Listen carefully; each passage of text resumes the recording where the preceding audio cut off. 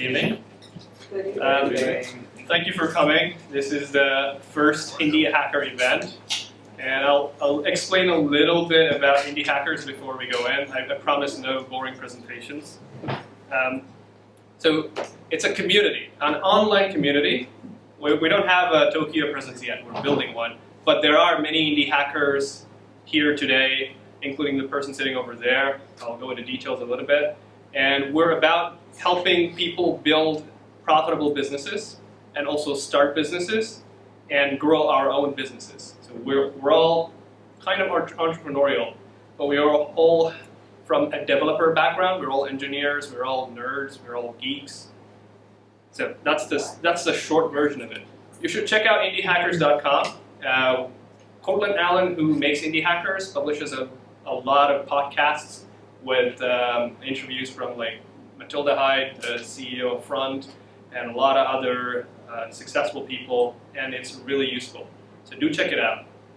So about this event, last year I went around and I asked people, what would you like to see in an event in Tokyo? I didn't give them any details. They said it's going to be a bunch of hackers getting together. They said, I want to talk to successful people, ask them questions, how they become successful. I want to talk to people who've earned money, how did they make money? Number one problem in Japan is how do I made a game, how do I make it profitable? So this event is for people with questions like that. If you have a question on how to become profitable, how to successfully set up a business, pay taxes legally, or if you're an expat in Japan, you want to explore your options, this is the event for you. So for the first event, I have, well, I'm just going to skip to this point. I have Tim, Patrick, and Jamie. Jamie is from Canada. He is an indie hacker. He runs something called FootyStats. He can talk to you about it later on. Patrick works for Stripe Atlas. When I messaged Patrick, I was like, hey, I want to do an AMA. Are you okay with it? He said yes. Same with Timothy. Timothy is an entrepreneur, a serial entrepreneur. He's helped build like 13 companies in Japan. Really got to talk to him. He runs a podcast called Disrupting Japan. You should listen to it if you're in Tokyo. So finally, vote of thanks to all the volunteers here today, Matt, Victor, Shane, Trisha, Megumi, for helping us, and Andrew for the camera and the footage. Andrew's goal is to put this event on the internet so that people who can't make it tonight can benefit from it. And also Stripe and Toku-san, who's not here right now, for the venue, the food, and making this come together. Well, that's about it. And also a shameless plug. That's my Twitter. I just made it recently. I don't really have any friends. H in Tokyo is the Hacker News Tokyo community. So if you ever want to talk to the people in Tokyo who do these sort of things, there you go. I'm not making a separate channel for indie hackers. Just join the network and we can talk together.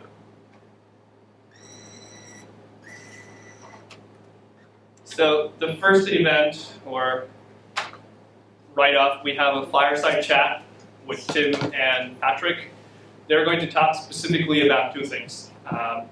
Stripe Atlas and insights on starting a profitable business in Japan. So Tim will talk about insights, and Patrick will go in detail about Stripe Atlas.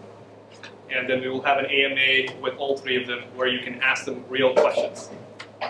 Right, get started, guys. I'll time you. Okay, what's the time frame we're at here? We've got 40 minutes for this event, so keep going. Sorry, I need some help with the format. Do you just want me to rattle on for 10 minutes, or do you want to have a conversation? You do? Yes. Okay. Now this one is just right on because it's a talk between you two. Oh, okay. Let's do the tell life stories thing, which will give people a little bit of context on where the advice is coming from, and then dive into the advice. Yeah, I agree. That sounds like a great format. You can start back here.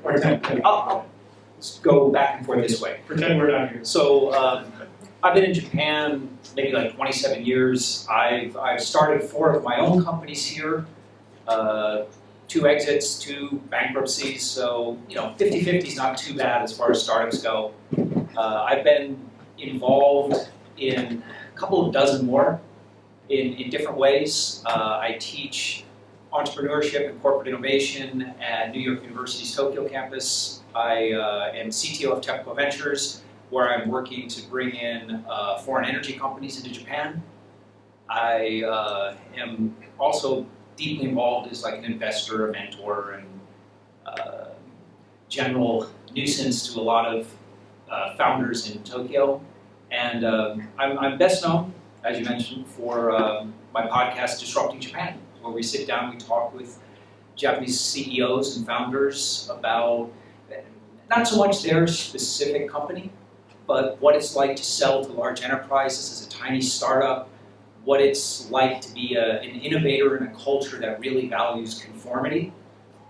And yeah, that's sort of where I am right now. Hi everyone, I'm Patrick. Unfortunately, I have much less good of a radio voice.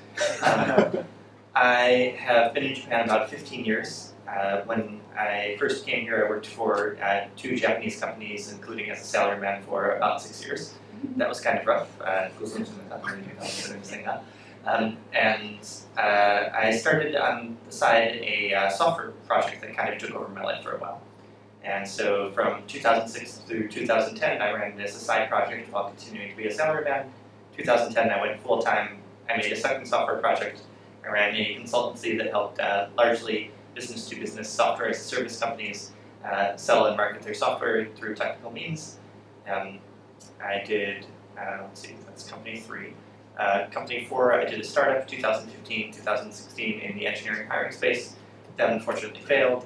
Sold to 2 software companies, shut down the consultancy, buried the last company, although ask me about dissolving a company, it's kind of fun.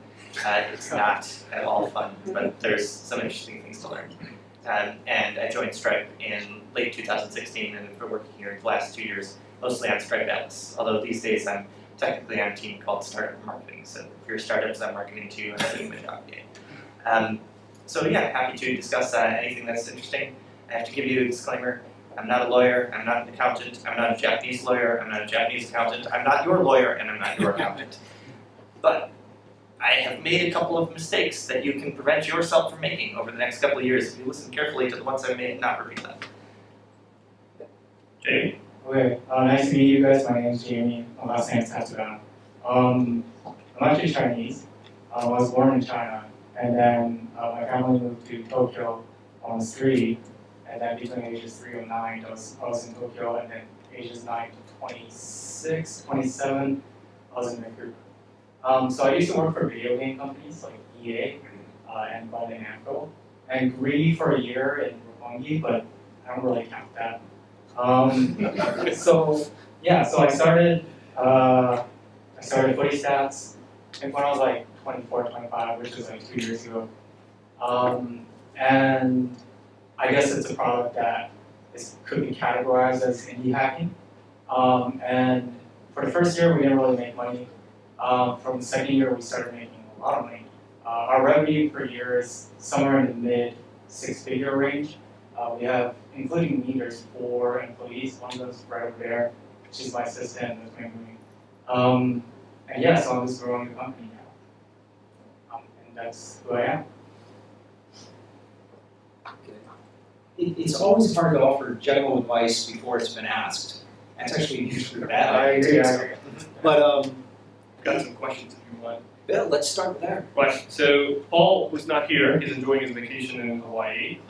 One specific question for you. What are real opportunities for entrepreneurs and indie hackers in Japan?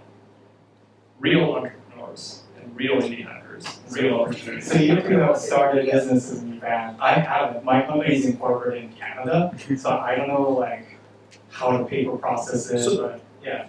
Go ahead. Do you want like an idea for a successful startup, or just general, what do you do if you're a techie and want to work in Japan? A lot of people start with an idea, but they don't scale the idea, they eventually fail. So ideas that will fail, ideas that can pick up. What is Japan suffering from? Where's the opportunity in Japan? I think more than an idea for an instant business, the more useful thing we can tell you is that kind of like distilled technology in the community of searching for ideas.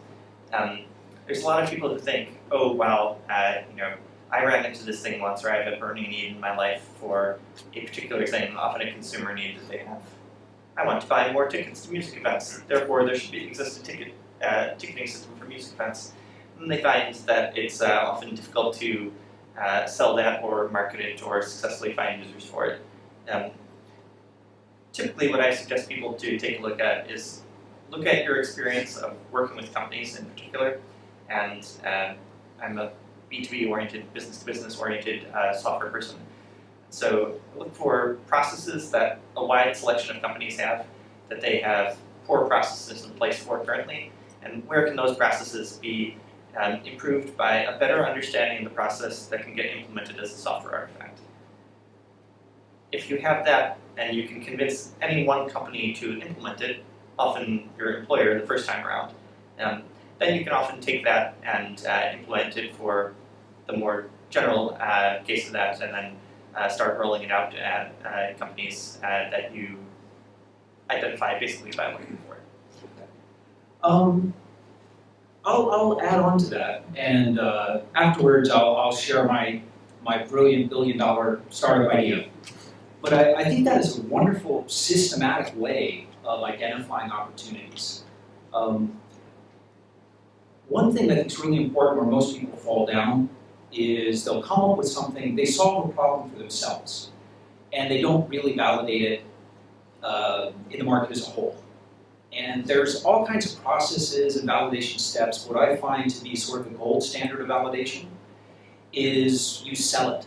I've never built software that I have not already sold. So you go out, you sell it, and you don't say, what do you think of this? You say, would you pay 5,000 yen a month for this, or 5 million yen a month for this? And if they say, well, maybe, or well, it looks good, you're on the right track, or the wrong track. If they say, yes, when can I have it? Then you've got something. So market validation, I find that people overcomplicate it. And if you can sell it, you're on the right track. Now, both of our backgrounds are in B2B, B2B sales, so maybe that lends itself better to this kind of validation than, say, games. But I would imagine games, it's a similar situation. You would show it to people, and if they're like, oh, that's good, yeah, you should keep doing that. Nah, it's nothing. But if it's like, oh, that's great, let me, hold on, I'll get back to you when I get to the next level, then okay, now we're on to something. Yeah, so these two guys are against B2B, I'm B2C. But the process was somewhat similar. So on the point of what Tim was saying was, usually as an indie hacker, you kind of solve a problem for yourself. I suspect some people sort of like just copy someone else's stuff, but for me, FootyStats, we do soccer data for gambling, which is probably not something I should say on camera. But so we do soccer stats for gambling. A lot of users are from Europe and Africa, but the reason I made it in the first place was because I was gambling myself and I lost $900. And I was really angry that there was like no good data websites out there. So I just made one, I think over, I was still in university, so I made one over winter break. I posted it on Reddit and then just asked for feedback, and I didn't ask like whether you would pay for it, but I was just like, what do you guys think? And got a lot of upvotes, and that encouraged me to just keep pursuing it. I think which is less true in B2B and more true in B2C is there's this concept, I think Mark Andreessen originally codified it, called product market fit. And I think we've all done a number of businesses over the years. This is it's something that's difficult to define, but after you see it for the first time in one of your own businesses, you will never like be in any doubt about whether you have it ever again. Basically, it's whether the market is like pulling your solution out of your hands. So if you build a game and you post it to Reddit, and thousands of people respond to this, and they said, I was supposed to go on a date tonight, but I completely missed it because I was too engrossed in level 3 of this game. When does the next thing come out? Then you probably have product market fit. And if you get like 3 people to like say yes, I played it, whatever, then you probably don't. And I think from talking to other indie hackers and folks that target the B2C stuff more, the thing that really predicts success as a B2C indie hacker is iterating quickly on low-cost experiments to find something that has product market fit, And then after you have product market fit, going after that for all it's worth, deepening that product, improving the monetization, figuring out the marketing strategy for it, etc. B2, like, I feel like I've chosen a number of things in my life that make my life difficult, and so I get to do one game that I play in easy mode, and so my one game that I play in easy mode is business. B2B is just much more systematic. Like, you find the problem, you solve the problem, and then you use relatively repeatable playbooks for marketing and sales after that. So much respect to the folks that can successfully create B2C businesses. I don't know how did the unit economics even work? It's very, so we do, I think, like 5 to 6 million page views every month. And that, I guess, equates to mid 6 figures revenue. But like, B2C I found was like very hard. Like, our user acquisition usually comes from search engines, so Google, Yahoo, Bing. So a lot of our UA strategy is just optimizing our web pages for the most amount of traffic that they can get from Google. And I think most B2C indie hackers just optimize their website for SEO and just sort of get users passively. For B2B, I'm actually jealous of B2B sometimes because you can just go out and just say, hey, can you guys buy this thing? But B2C, you can't really do that. You sort of have to be patient. But if you are patient, you can get to huge scale. So that's true. B2B, yeah, B2B definitely has a certain calculus to it. It's how much are they paying to do this now? What would they pay for this? And okay, I can sell this or not. But yeah, B2C, there's a lot more voodoo involved. Yeah, it's not as clear. Like to get to scale, like the steps that you need to take is never that clear. But actually, one thing that if I could tie together what seems to be a common theme here across all sectors is watch people's actions in regards to your product. Don't listen to what they say about it. And an extreme example of that actually was what I thought was a promising startup, and I shut down. I wrote an article about it, I guess about 2 years ago now. It was called something like "Why I Turned Down $500K, Pissed Off My Investors, and Shut Down My Startup." And my investors liked the idea. My beta users were telling me that they wanted to use this software. But when I looked at how they were using it, they weren't. So they liked the idea of the software, but they weren't using it. And definitely if I hadn't been through this rodeo so many times before, I would have gone through with it.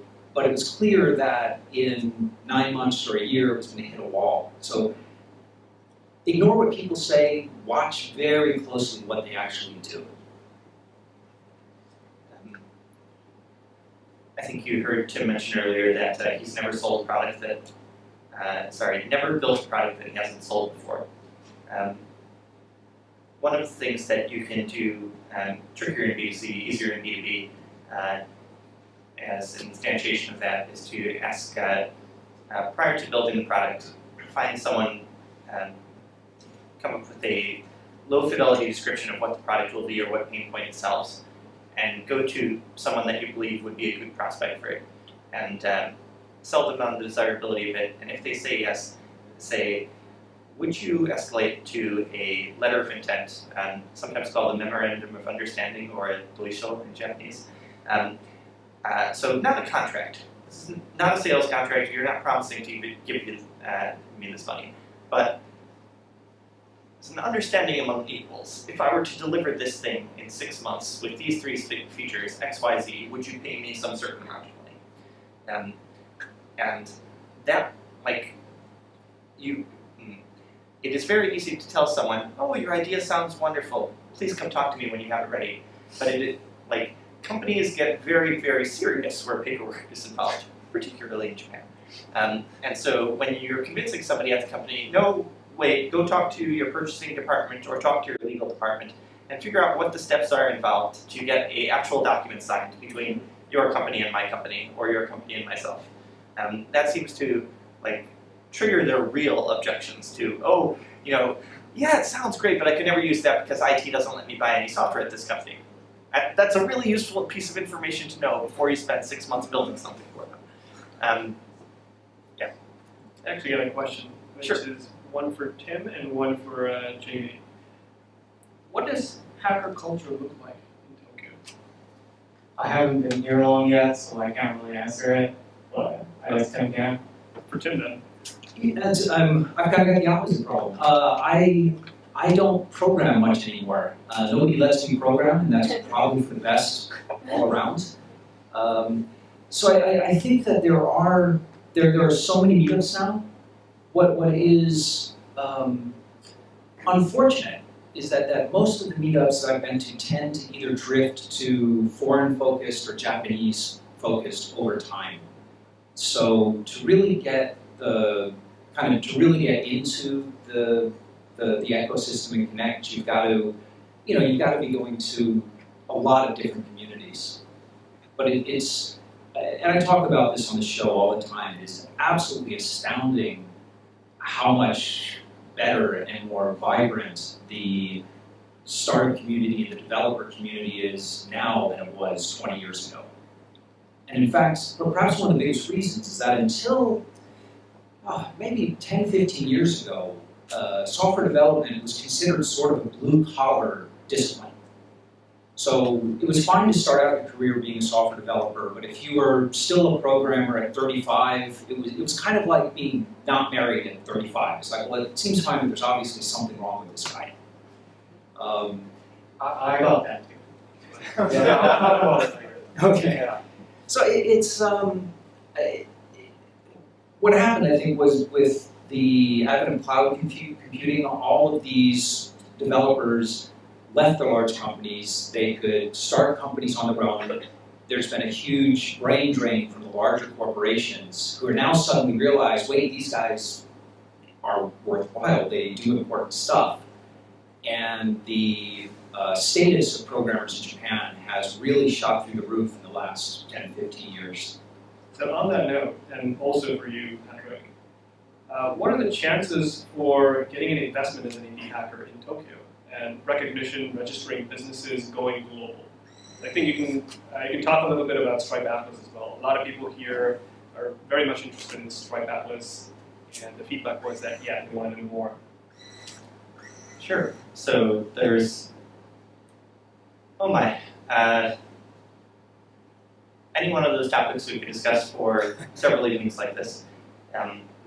Let's start with investment. There's good news and bad news. Good news, Japan is a country that has huge piles of capital available. Bad news, it is not very accessible for the folks who come to a room like this. There is not a well-developed ecosystem in Japan of things that exist in places like Silicon Valley, where there's an angel ecosystem which gets you into an accelerator, the accelerator gets you to seed round, the seed round gets you a venture capital round, et cetera, et cetera. That is changing over the last couple of years, and that's very good. And so hopefully we'll have a better answer on this in 5 years from now. Flip side to that, the price of starting a startup has never been lower. My budget for my first startup in 2006 was about 6,000 yen. That has probably come down since then. Not to do a Stripe ad here, but to do a Stripe ad here, I spent 2,000 yen of that budget faxing a contract back to the payment processor, and you don't have to fax us a contract, so boom, like a third of the cost of your startup gone. What about incorporation stuff? Is it possible? So that's a good question. Incorporations used to actually cost a relatively high amount of money in Japan, both for the fact of the incorporation, the legal fee that you would need, and also the minimum required capital. The government decreased all three of those in about 2005-ish or so, although this fact is not widely known. You can set up a Godo Gaisha, which is the Japanese equivalent to a limited liability corporation, on a budget of less than Juman is 100,000 yen. And there are services that will do that for you without requiring a lawyer involved. You could use Stripe Atlas for a budget of $500, which would set up a US Delaware C corporation or LLC for you. I'm not allowed to give you advice about the which of those options you should choose, but I can tell you information about the differences between them if you are curious. I have a question around that, which is like if you incorporate through Stripe outlets and your company's in the US, how do you pay yourself here? I usually tell people that I've started 4 companies, but the actual fact is I've started 5. One of them was explicitly to get around the issue of how to do a compliant payroll in Japan. Actually went down to the Meguro ward office and the Meguro tax office and said, hello, I have a US entity. Can I register for withholding taxes in Japan to do the payroll process? And they said, legally speaking, yes, we can do that. In practice, you're going to have to come back every month and you will get a different clerk every month and you will have to explain to them that you are a Delaware corporation to do your payroll process every month. That will probably take you an hour or 2. We strongly recommend that you set up a Japanese company as well. And so what we did was we had the US company, which was the actual operating entity, and then since I was the only employee in Japan, I owned a Japanese Gold Gaisha, the Japanese LLC, which did not formally have a relationship with the US entity. What it did was it invoiced the US entity every month for my services, received that much money, paid me a salary every month, which went through the standard processes in Japan for paying salary. That cost, so there's a great company these days called Smart HR, which helps with a lot of these processes. Sadly, it did not exist back in the day when I was doing this, so I ended up having to pay a Japanese accounting firm to handle the books of the company and the payroll process every month. That cost about 50,000 yen a month just to run a payroll process for one person. That is sort of unfortunate, but Smart HR strongly compresses those prices to my understanding. The total all-in cost for running a Japanese company every year is on the order of, if you're optimizing for spending most of your time running your business rather than like filling out forms for the company, it's on the order of $10,000 or,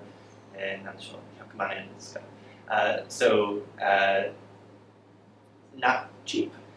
You can do it cheaper if you're willing to spend more of your time filling out paperwork for the business. But if you want to pay an accountant to handle it all for you, it's about $10,000 to implement it.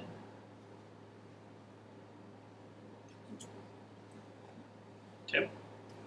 I think that's, I don't think I can add much to the mechanics of it. I think that's, but one thing I just want to point out, and I always talk, I mean, I think that it has become a lot easier to start a company here over the last few years, and I really applaud the changes the government has made in that regard.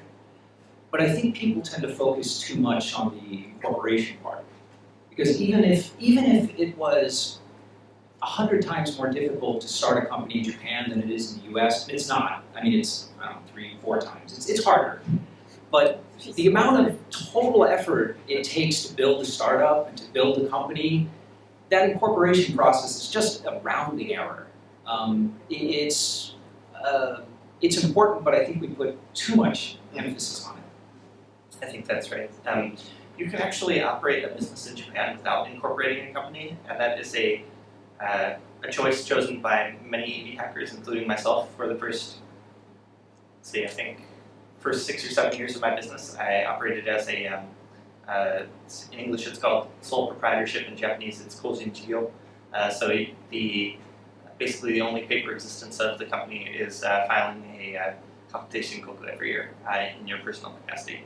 I can't give you legal advice on when it's right to incorporate. I wish I could. Echoing what Tim said, this is something that there's some rituals associated with starting a business that people really love for the existence of ritual. For incorporating a company, getting your, as a recovering salaryman myself, I really like having my income, so I had company income made, and that felt like really productive. And then I had Meiji made, and that felt really productive. But none of those write software or sell software to customers. And you ultimately want to be spending almost all of your time writing software, talking to customers, or selling something to customers. And so optimize for those rather than for the ritual and form of the business. And then after the business has some indicia of success, you can pay people to handle this stuff for you if you need to. Yeah, I agree. And like mentioning Stripe outlets, I think it's $500 US. I like from the perspective of an indie hacker, I think $500. Yeah, because I have what I call projects, and then I have what I call startups. And for me, that line is when a project becomes a startup, not when I'm generating revenue, because most of the promising projects generate some revenue. But startup is when I either get venture funding or when I have staff to pay. Then it makes sense to set up a corporate entity or temporarily kind of keep the books as if you had a corporate entity. But that's kind of how I put things into categories of project versus startup.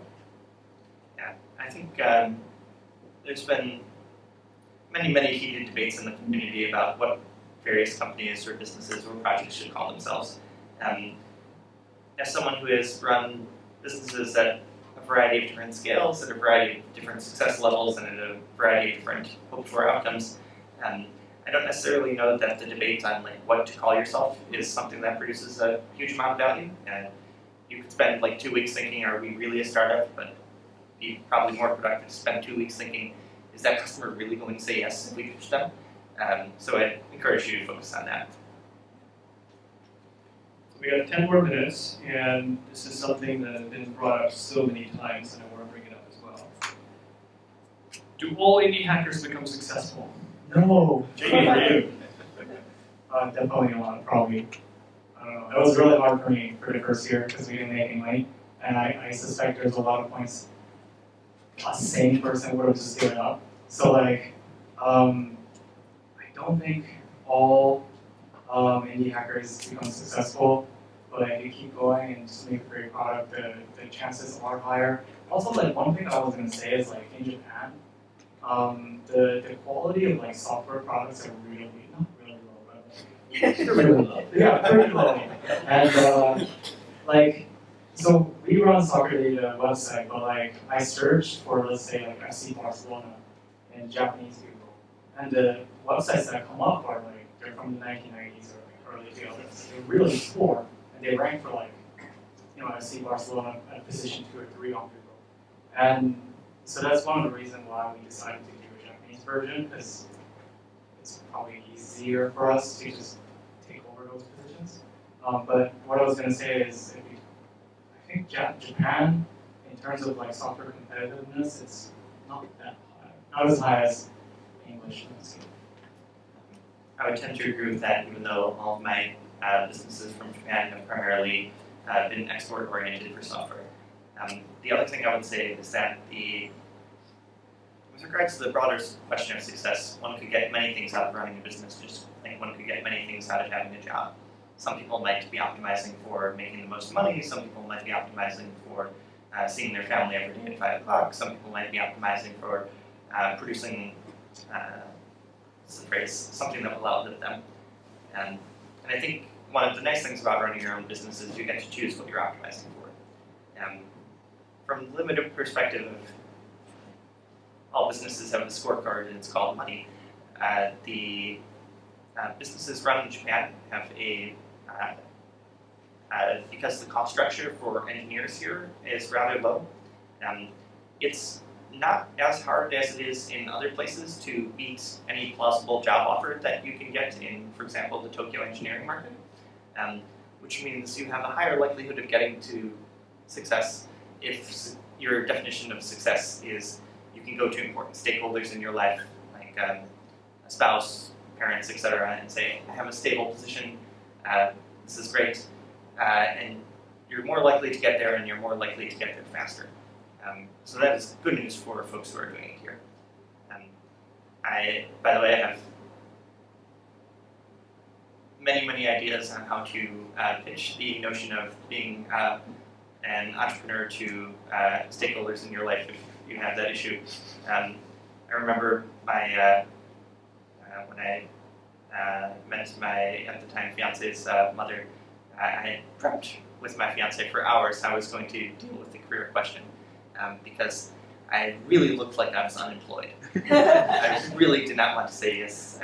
I'm unemployed, please let me marry your daughter. Got over that, so worked out.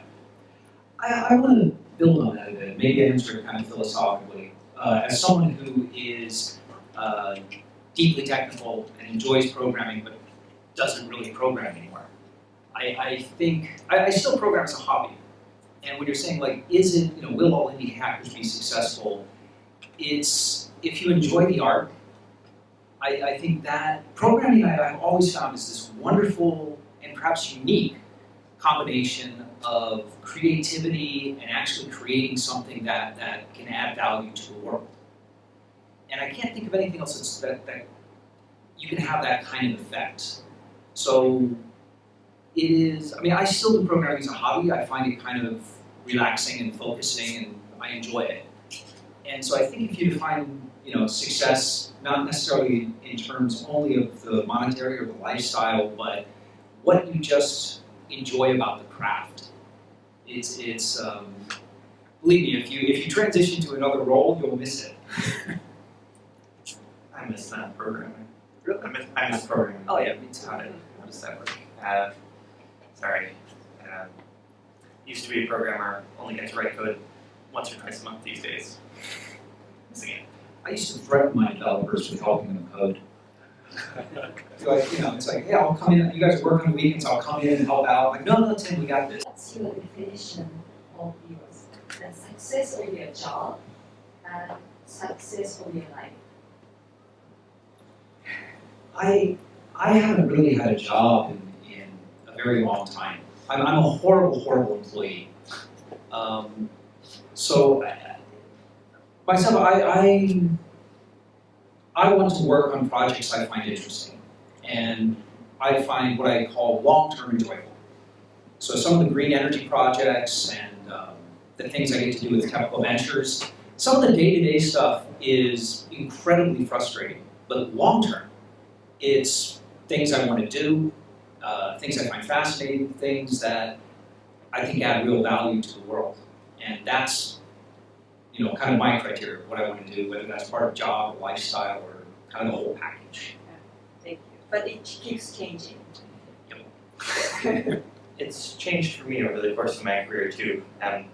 When I was working at a large corporation that I very much wanted to escape from, the only definition I had for success with my projects was what will let me quit this job. And then I got that and found that wasn't what I really wanted. Increasingly, I found my happiness in running my business was not actually anything in my business. It was that the business gave me a platform to help people I cared about. And over the course of the last, I've been doing this about 15 years, I've come to understand the people I care most about helping are software people broadly defined, so entrepreneurs, engineers, etc.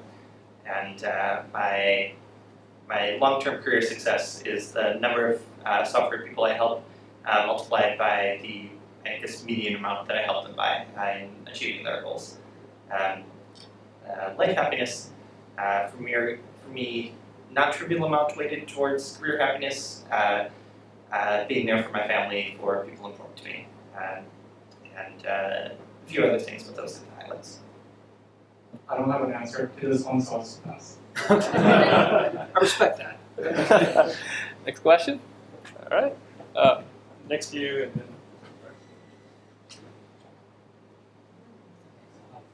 I'm Khan.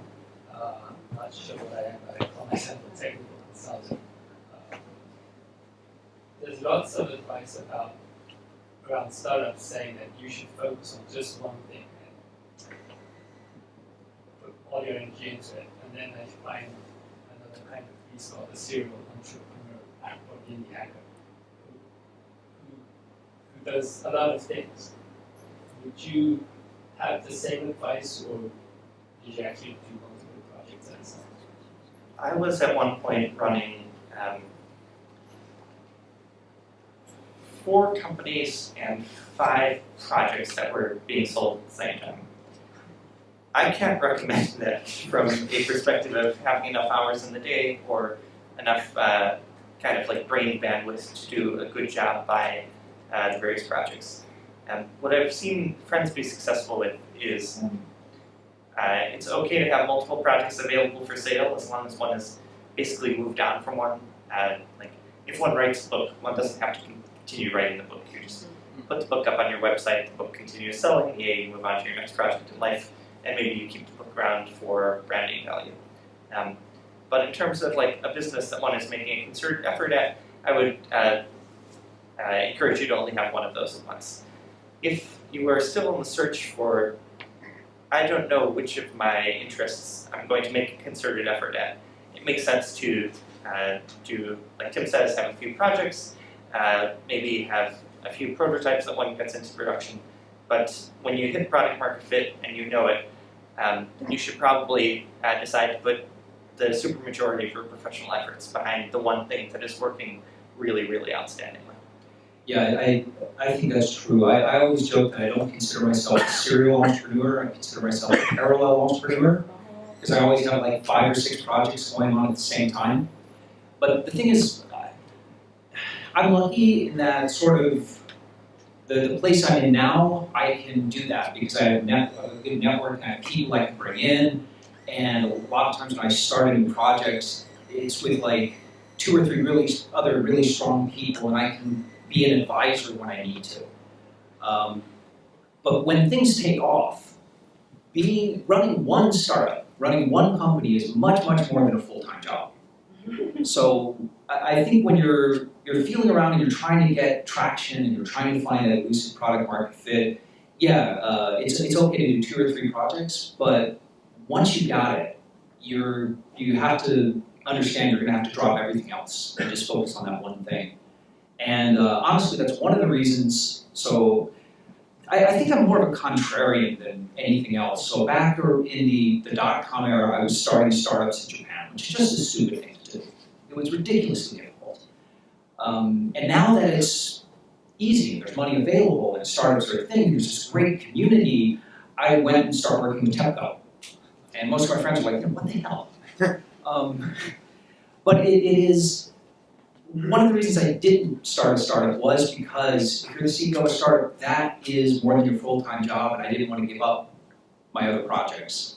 And having these resources let me bring in teams and money and connections when needed. So there's going to be a time that you're going to have to drop everything and focus on one. I'm usually on the side of focusing and doing just one thing, but Elon Musk does 3 companies and he's successful in all of them, so I don't know what to say sometimes. But like, usually, yeah, I agree with what Tim and Patrick said. If you have like multiple projects and one is working, you should really focus on that. Like mathematically speaking, the one company or the one product that is working for you, if you keep working on it, the compound growth usually carries you a lot more over time than rather than doing like 5 years. So like for example, our revenue growth in the last 2-3 months for FootyStats is probably like 10,000% of our first month, right? So I think focus usually is really good. I also think that when you get past those wonderful first 6 weeks on a project and settle into running the business over the course of many years, you'll find that one of the most limiting resources is not the amount of time you have and not the amount of money you have. It's just your amount of will to work on the project every day.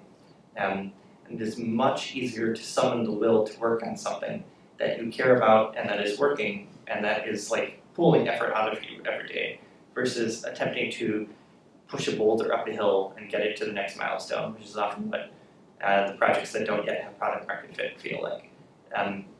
I accomplished, so I think I've had product market fit on one product in my life for 1.5 years out of a 15-year period. And I think I got about as much work done in 1.5 years as I did in the other 13.5. And that isn't even a lie. Sadly, the revenue graph does not agree with that, or I would still be doing that business. But the experience of doing it was pretty transformative. Thanks a lot. The gentleman in the red first, and then you. So my question is based on being in Tokyo, I've only been here for a few months. I have a project that's moving forward here, and I'm wondering, hypothetically speaking, if you guys were working on a project that you had in your planning both the ability to do organic growth as well as shoot for the moon and get a bunch of investors on board. Both of those options being available at a certain milestone when you've proven the business model a bit. In terms of headquartering, if you were doing your operations, if you're rather than exporting the software, but selling to the Japanese market and selling to possibly Korea, Taiwan, and being in this area first before embarking on that path of global domination, would you consider headquartering here, or would you prefer to headquarter in the States still, given the current environment? Do you expect to have non-Japanese investors? That's kind of the unknown at this point, is the availability, like you guys were saying. If you want that option, I would strongly recommend incorporating. Again, I am not a lawyer, I don't give legal advice on TV or otherwise, but from my own experience, any VC in the world is comfortable investing in a Delaware corporation. Very few American VCs are comfortable investing in a Japanese corporation. Is this a question about headquartering, where you locate your team in your office, or is it about where you incorporate? That exactly. Okay. So that's a huge part of it, considering the labor availability and all of the other miscellaneous things regarding supply of the resources that are needed. I think there's a number of different factors here. One of the reasons I live in Tokyo is because I love living in Tokyo, and it is one of the best cities in the world, and I think I would make my future companies in Tokyo because I would like to stay in Tokyo. So there's a little bit of that. If you are just optimizing for the success of the business, the right place to headquarters your company is close to your geographic concentration of where the customers are. So if the buyers for your thing are in Tokyo, you should put the company in Tokyo. If the buyers for your thing are in San Francisco, put it in San Francisco. If people sometimes say there's an argument for splitting the company and putting headquarters here because the customers are here, and then putting the engineering team in San Francisco because there's higher availability of talent there. I think that's a mixed bag. You can explore doing that in future years, but I would generally tend to cite HQ by the customers. Also, I think that we underappreciate how mobile talent capital are these days, but the customer relationships don't seem to be nearly as mobile.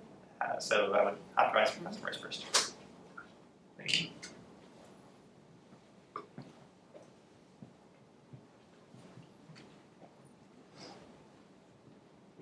Hi. So my question is about finding a compelling idea or product that you want to work on, spend a lot of time on. And when I was, looking at your business, so for example, Patrick, you built a bingo card creator, and that's something that when I read that, I would have, I said to myself that I would have never imagined making or envisioned making any kind of product like that, because I wouldn't know that there was a need for it. And when I try to think of ideas or products that I think could be successful or that I would be willing to spend a lot of time building, it's hard. And so my question is, was it also hard for you guys, and how did you work on that skill? So I have a funny story. I made this product called Bingo Card Creator. It made bingo cards for elementary school teachers, mostly in the United States and Canada. Let's see. I used to know the number of how many bingo cards I made. It was well into the millions. I've played bingo once in my life. The reason I started Bingo Card Creator, by the way, is a terrible business to be in. Don't do that. Learn from my mistakes. I started Bingo Card Creator because I was living in Gifu Prefecture at the time, and there was a self-help group conducted via email list for people who lived in Gifu Prefecture who spoke English. And someone on the mailing list was a teacher of English, and they said they wanted to they wanted to teach a lesson using bingo cards on Friday, but they didn't want to have to make 40 bingo cards themselves.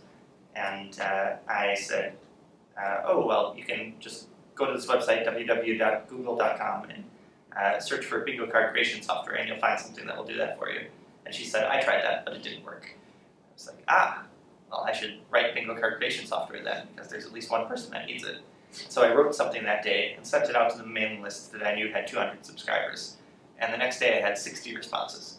Half of them were, wow, this is amazing, I'm going to use it. And half of them were, this is terrible, it tells me to download a JRE, I don't even know what a JRE is, and I need this by tomorrow because I'm playing bingo cards with my kids on Friday. And that's why I started that business. That's not a particularly good reason to start a business, but that was my thing. I think that being in this field really rewards being able to listen to people, to see the world as it exists and see the things that are like obvious gaps, and the kind of having the gumption to go up to someone and say, hey, that thing you're doing, why are you doing it that way? What's your business process around this? How happy are you with that business process? Who makes the decisions about it? Would you switch if you had something better? And I think that's a trainable skill set. All subsets of that are trainable. I can give you a process, or I can give you like a crazy idea if you want it. The process, and I've used this in my classes, and I've done it twice in my life. I think that ideas are, it's creativity, coming up with these ideas, it's like a muscle, it's just training.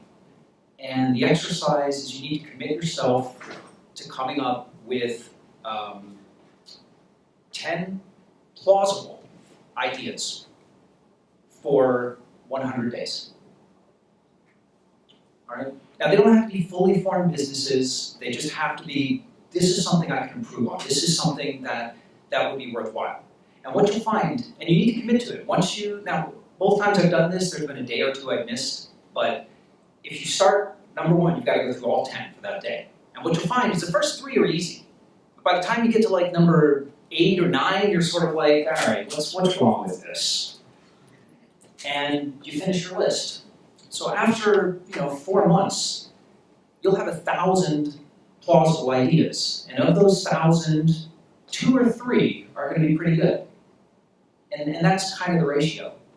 And I do this in the classes I teach, and really 1 student in 20 actually managed to get through that.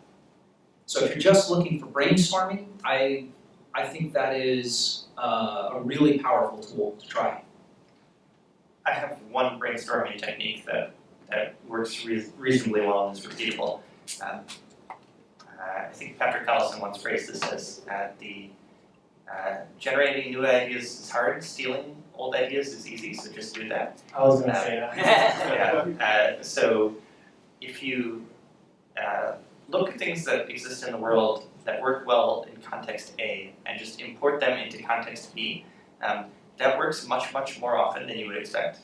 If many people here who have international backgrounds, if there is something that a country that you know well does better than Japan, like bringing that into Japan is a source of ideas. What does Japan do better than home? That is a source of ideas. Like if there's a thing that an industry that you've worked in just really nails very, very well, that other industries don't, like cross-applying that technology works. I get a ridiculous portion of all career wins out of being like the one engineer who understands marketing and doesn't hate it. Except when I'm talking to marketers, I say that I'm the one marketer that understands engineering and doesn't hate it. And you can like use that as a repeated pump that basically never gets old, because not every country, company, industry, field, sector of human endeavor knows everything that all the other sectors already do. Yeah, copying is exactly what I was going to say. Because there's a lot of English websites where there will be Japanese users if there's a Japanese version. Some of it, I had 2 or 3 in my mind. One was like Metacritic. The other one was, I think, like KW Finder, which is an SEO tool. Those types of websites or tools, if you use them every day in English version, maybe Japanese people would like to use it as well. Can I throw a caveat here? And the copying should be, and I think this is what you're saying, I mean, it should be a source of inspiration, not a strategy. So if you just say, oh, hey, there's this company in Germany that's doing X, let's do it in Japan, if you're not adding some real value, there's going to be 20 other companies around that can do the same thing, and you won't have a defensible idea. So copying is like kind of a source of ideas, but you need to take that and make it your own and make sure you're doing something that's unique, both in the company and the market you're serving. Some like level of passionate users here, and that person would be a great first user for the thing that you are building. So you can pitch them on like, hey, if this was actually, you know, if there were a Japanese version of this that did X, Y, and Z, would you be interested? Or would you pay 1,000 yen a month for it? Yes. Questions? 2, 3, okay. So we'll go this. Oh, sure. So somebody from the evil corporate side of things. First of all, huge fan of the podcast. Thank you. The current salary man at a Japanese company, I feel your past pain every single day. You touched a little bit on how hard it can be to navigate Japanese companies' decision processes are horrible. You can find the best customer, the person who wants to use your product, has no say in if he gets to use the product and gets to spend money on that. And I just wanted to ask you if you have any advice for the people trying to build startups here on how to deal with these huge Japanese corporations, how to get the money that they have lying around, but that's not easily accessible because of these weird processes. I think that especially as indie hackers, we should have an awareness of the things that we are good at and the things that bring us joy and what we want to spend the next couple of years of your life doing. And if one is not already experienced at speaking the magic password that gets a large Japanese company's purchasing department to purchase services from you, I think very carefully on whether one wants to specialize in that for the next couple of years, or should one like find a partner that has specialized in that already and is very good at it. There are people that are sales professionals here that understand how the game is played and that play it very well. That would probably be my first suggestion. I did not know how the game was played a while ago. I guess I play it better than zero these days, but because I knew where my strengths were as an engineer and someone who understood marketing decently, sales a little less decently, I largely used skilled marketing approaches over the internet to attack largely English-speaking audiences. So I guess the answer is don't have immediately actionable advice for convincing Japanese, large traditionally managed Japanese companies to use one's offering, aside from find someone who specializes in that and potentially partner with them, and just be mindful of the fact that if you're choosing a customer base, to pick one that aligns with your skill set or ability to adapt a skill set creatively. I think there's a wonderful avenue to do enterprise sales for indie hackers and startups now that did not exist 20 years ago. And enterprise sales, that's a totally different discussion, but selling as a startup, there are almost every large corporation has a innovation group or run what they call an accelerator. But Japanese accelerators aren't really accelerators. They're more like open innovation programs where they're calling to startups to fill specific needs. And a lot of times the companies don't really know what they want, but it is an amazing chance to jump pretty high up in the hierarchy and get a hearing. And a lot of the startups I talked to that, a lot of the founders that have been on the show have told me, this has been a big part of their strategy. And in many, many cases, like the first big account will come from a corporate accelerator, one of these innovation programs, and then they can take that logo and say, oh, well, look, they're using it. And then that gets the ball rolling. So I think that is a resource that's not available to US startups, but is really powerful in Japan. Great, thank you.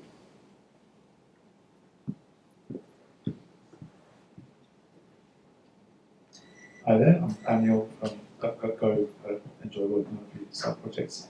It's not Japan specific, but it strikes me that browser extensions are an overlooked area of opportunity. So we tend to be interested in subscription models based on software or websites. What do you think the reason is that? Is that because it's not viable, even B2B? Is it because it's not possible to have a subscription-based extension because it's packaged and the code is visible to the user? Well, like Is it just a data? I used to live in a share house with a bunch of like 20-year-olds, and most of them do not use computers. Like they use their phones most of the time. So there is no browser extension to speak of. But yeah, that I mean the it doesn't exist is the first problem.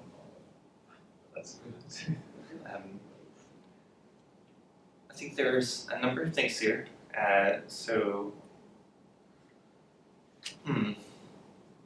Number one, browser extensions fragment the market, although that matters less now that Chrome is basically running away with the market. Number two, browser extensions. I don't know how many of us were around for the bad old days where all software was like compiled and then you had to download it onto a computer, and then the software vendor would have to support the software on every computer it was installed on. I caught the tail end of those days, and it was just murderously difficult as an engineering matter and a customer support matter to keep customers up to date. And browser extensions kind of like bring back the bad old days.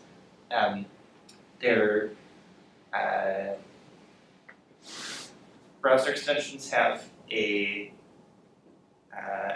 tricky dynamics with regards to what the distribution model for it looks like. Like typically there's, my understanding is like Chrome has one big Chrome store, but that is not the primary way people discover things, and then you have to go through like all the trouble of both convincing people to use your product and then also convincing them to use what is probably their first extension, and then convincing them to pay for that extension, whereas they've never paid for an extension before. So broadly, it's tough to make work. Also, recurring revenue, the best kind of revenue, especially like if you've ever had it before, like finding a business model that is based off of one-off sales after that is just really, really painful, particularly at B2C price points. I think that's a fantastic question. It's something that had never really occurred to me before, and I don't want to speculate. I want to really think that through before I answer. I think both of those comments seem really plausible. I don't know. It's a great question, though. And good answer. Thank you very much. Thanks. You guys did kind of touch on this a little bit already, but particularly for B2B and enterprise sales. As an indie hacker, you've got your kind of project up there, but when's the right time to get in there and try to make sales calls? When to take your focus off the engineering and start selling? Now. If you haven't started yet, start now. Seriously, I mean, sales is validation. You should be, instead of pitching VCs, you should be out pitching potential users. So start selling, as early as possible. So as soon as you can spare your engineering effort, if you're solo venture. I would start selling before I start doing an engineering effort. I mean, do enough engineering to get a sense of how much effort it's going to take to bring this product to market, and then getting those initial sales, or at least, as Patrick was saying, that initial customer commitment and getting customers excited, that's more important than the engineering effort.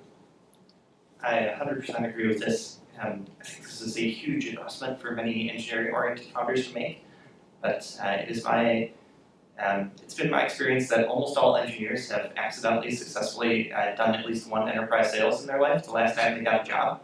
And you don't typically get jobs by going to a company and say, okay, check this out, I'm going to work for you for 3 months, and then you get the decision on paying me. You say, no, I'm a plausible engineer. We're going to have 1 day of discussion where you decide that I'm a plausible engineer, and then you're in. And then I do engineering work, but you're committed to pay me. So I think we can sell software that doesn't exist yet in much the same fashion. I'm going to have a discussion with you as someone who understands this domain very well. I will hear out what you need. I will tell you that I'm capable of implementing what you need. You will agree with me that I'm capable of implementing what you need. We will shake on a price, or otherwise solemnize some agreement on a price. And then I go off in the lab and develop this for the next 3 months. And it's useful to have, I try to get 3 different customer, I mean, a B2B, so if you're doing B2C, you need a much larger base, but I try to get 3 potential users excited, and that helps me kind of triangulate what's important and what problems I'm solving. If you only have 1, you might not be developing something that's truly useful to everyone. But if you've got 3 people, you've got a better chance of understanding, like, okay, this is unique to this company, this seems to be universal. But yeah, the time to start selling it is right now. For B2B, I had a quick question, which was like, for B2B and you sell really early, and then you work with the customer to create the product. Do you usually find that like the product that comes up or that comes out of it, is it too specialized for that one company and it gets a little hard to Yeah, sell to that's, other companies? and believe me, this is things I did not know at first. I made all of these mistakes. And recovered from some I didn't. But no, so this is the importance of having multiple clients and multiple sales early on. Because without that, I mean, unless you're already an expert in the domain, without those other clients, you won't be able to push back and say,